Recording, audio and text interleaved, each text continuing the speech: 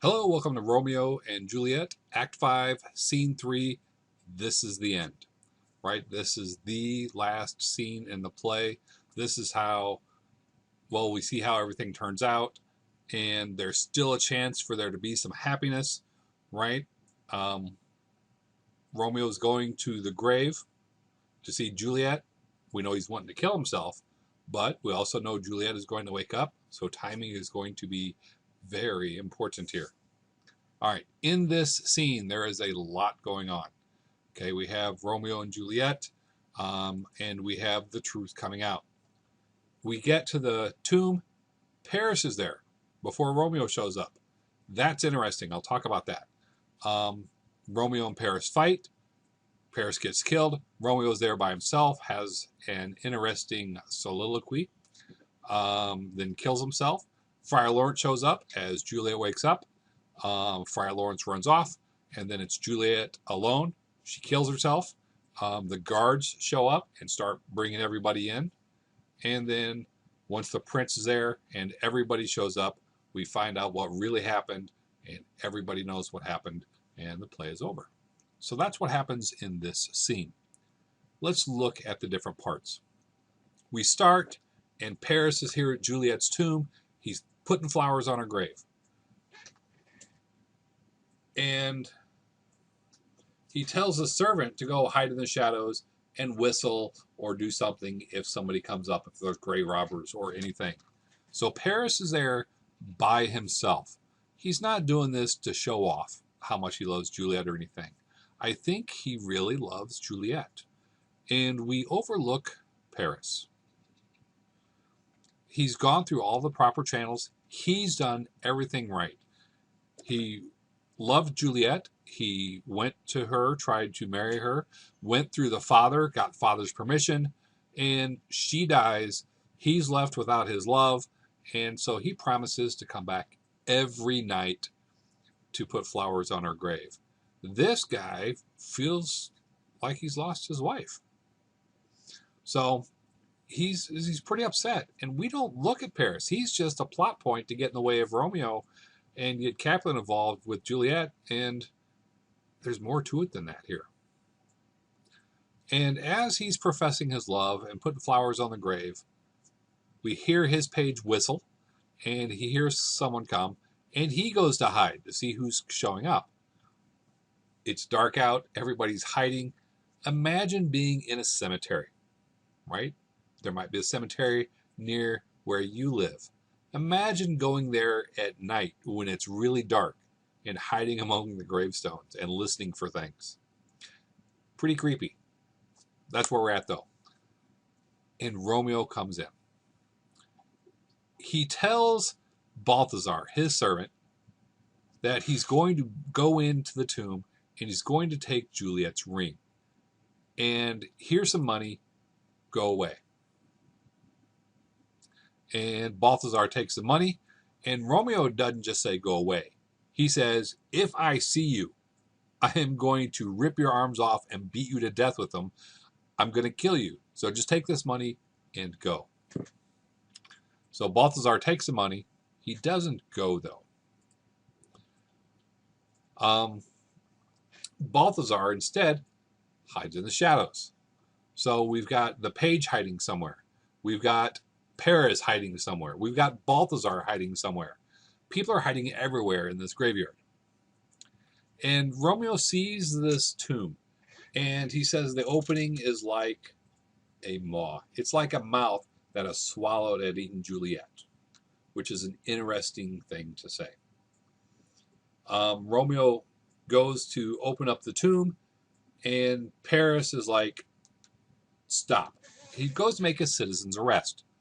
Look at this from Paris's point of view. He loves Juliet.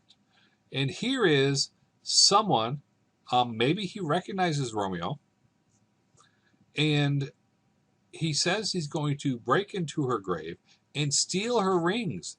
Romeo's nothing more than a grave robber to him. And so he is going to protect the corpse of his beloved woman. Romeo gives him a chance, says, run away and say a madman saved your life, right? And Paris is like, no, come with me or I'll kill you. And Romeo's like, fine, I'm looking to die. And they end up fighting. So they have this really interesting thing. They fight, and Romeo doesn't know who Paris is, right? And the fight is relatively short. It's not as big as some of the fights. The stage directions basically say,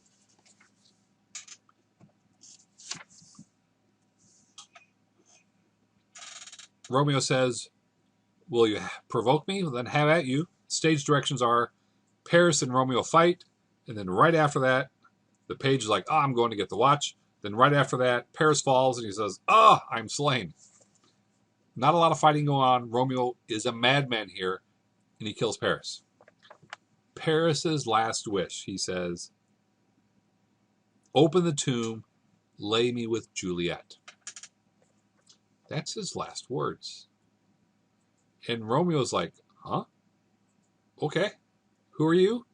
And he looks at him and realizes, holy cow, this is Mercutio's kinsman, right? Paris is related to the prince. Mercutio is related to the prince. They are kinsmen. Later on, we will hear the prince say, I lost a brace of kinsmen. He lost two relatives, Mercutio and Paris, because of the fighting between the Capulets and Montagues. So Romeo recognizes him as a relative to Mercutio, and he grants Paris that wish. He brings Paris into the tomb and lays him next to his wife. Amazing. There's a lot of compassion there. Romeo isn't totally mad. Yeah, he is. He's gone crazy. He's killed Paris. He's going there to kill himself, but he grants Paris this final wish.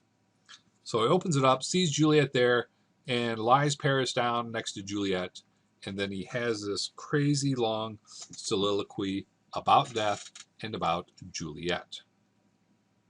And he describes death, and he talks about, here he is facing death, and yet he is almost merry. He sees Juliet. He's brightened by that, and Juliet looks so lifelike, right? There's color in her cheeks. She's so beautiful. She hasn't been touched by the hand of death. She's not dead, right? If Romeo would stop and slow down for just a second and say, wow, why does she look so lifelike? And wait just a little bit more, then Juliet would have woken up. But no, he doesn't stop to listen to what he's saying. He sees Tybalt there, and he asks Tybalt for forgiveness, calls him cousin, which Tybalt is, asks Juliet for forgiveness, talks more about death, and then he takes out this poison, the poison he bought from the apothecary. And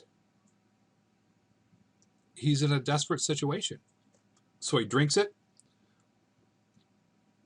and he's like, whoa, the apothecary was right. This stuff is strong. And he kisses Juliet, and he falls over dead. So Romeo, acting impulsively, not slowing down, not thinking things through, acting on his impulses, he's dead. Okay? Oh, I can't have my wife. I'm going to kill myself. Slow down, buddy. But he didn't. So as soon as he kills himself, as soon as he dies, we're back in the graveyard, right? And Friar Lawrence shows up. If Friar Lawrence would have showed up just a little bit sooner, right? Friar Lawrence would have been, hey, Romeo, hold on. But no, that timing screwed everything up. What if Friar Lawrence would not have taken the time to write that second letter to Romeo? He would have been here sooner. Friar Lawrence and Balthazar talk. Balthazar tells him he has this crazy dream that Romeo and Paris were fighting, but I was afraid to go in. It's kind of interesting that Friar Lawrence tells Balthazar, well, come with me, right? Come with me. We'll go and check it out. And Balthazar is like, I am not going anywhere near Romeo. The guy's gone crazy. So Friar Lawrence goes in, and the first thing Friar Lawrence notices is like, holy cow, there's blood everywhere, right? There's a huge fight, and he sees Paris is dead. Yikes. Romeo's lying there. Pokes at him. No, Romeo's dead. Holy cow. And whoa, Juliet wakes up. And when Juliet wakes up,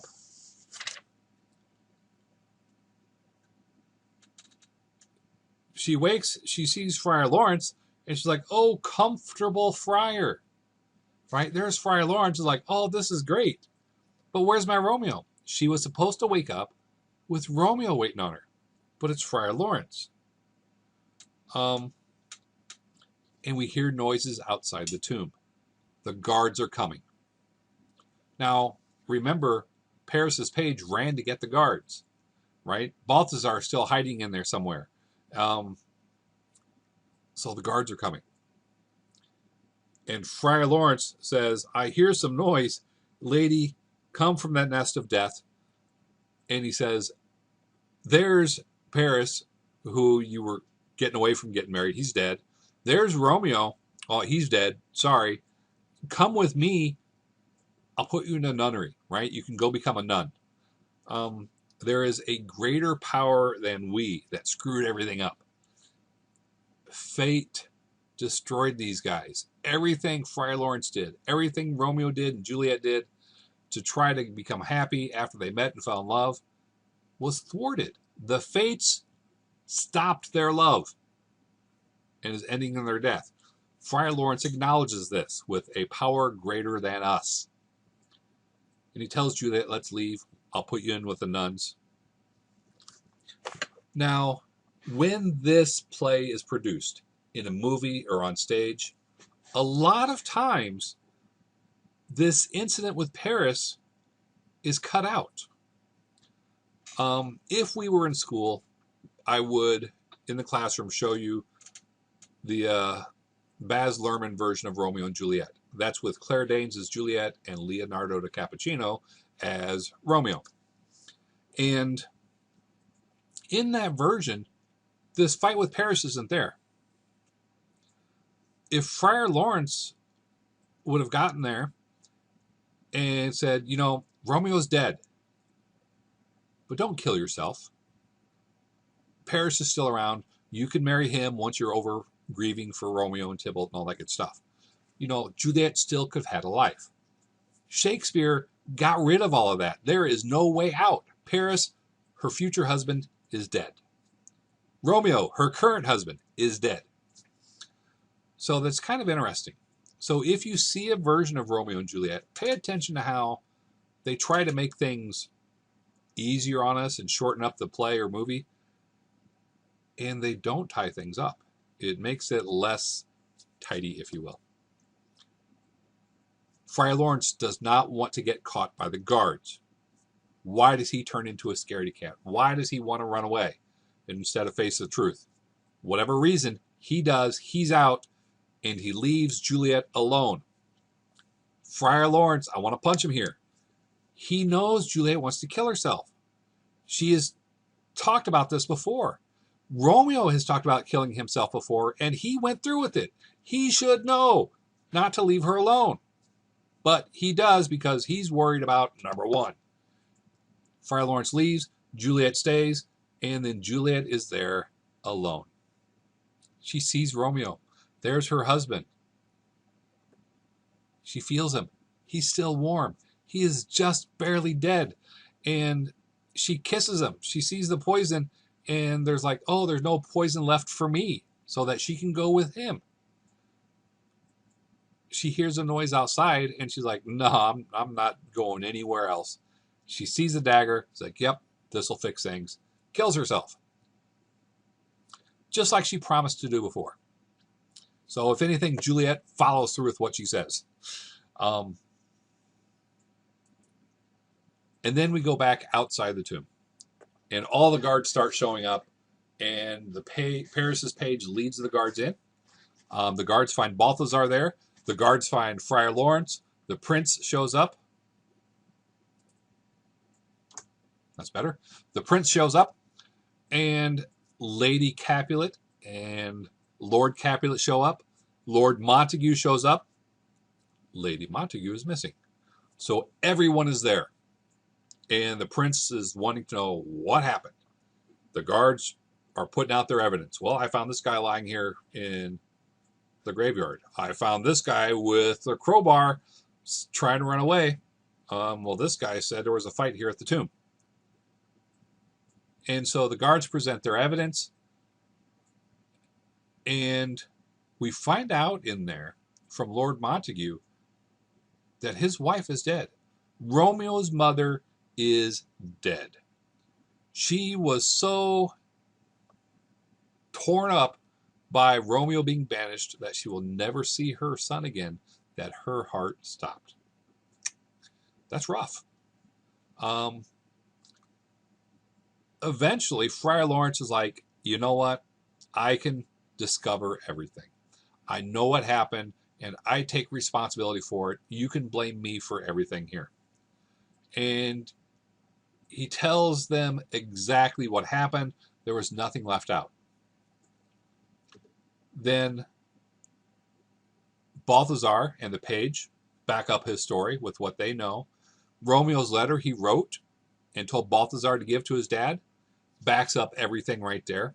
So the truth comes out, and the prince yells at them, yells at Capulet, yells at Montague, because everything, all the deaths are their fault.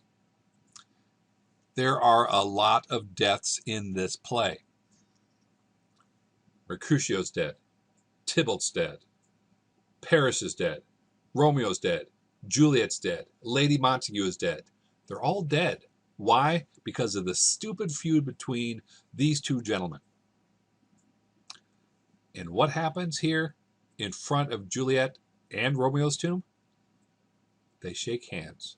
They make the peace. You know, we should stop fighting. We should make the peace. They shake hands, and Lord Capulet says, I will build a statue of gold of your son. And Lord Montague is like, I will build a statue of gold of your daughter. And so they promise to build statues of gold of each other's child to symbolize the ending of this feud. Isn't that great? I love the way this story ends. With the prince kind of laying into him, it's all their fault. And he's like, well, this morning sucks. It's gloomy and dreary. And the last two lines, for never was a story of more woe than this of Juliet and her Romeo. Everything was against them in this play. They couldn't do anything right, and the fates destroyed it all, and they're dead. So that's Romeo and Juliet. I hope you like this play as much as I do. Have a great day.